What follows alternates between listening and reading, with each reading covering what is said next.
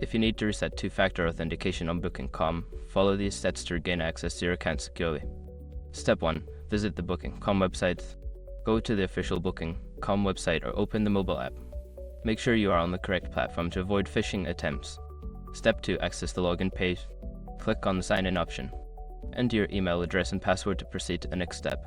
Step 3. Select Forgot Password. If you cannot access your account due to two-factor authentication issues, click on the Forgot Password link. This will allow you to reset your password and potentially your two-factor settings. Step 4. Follow the email instructions. Check your email for a password reset link from Booking.com.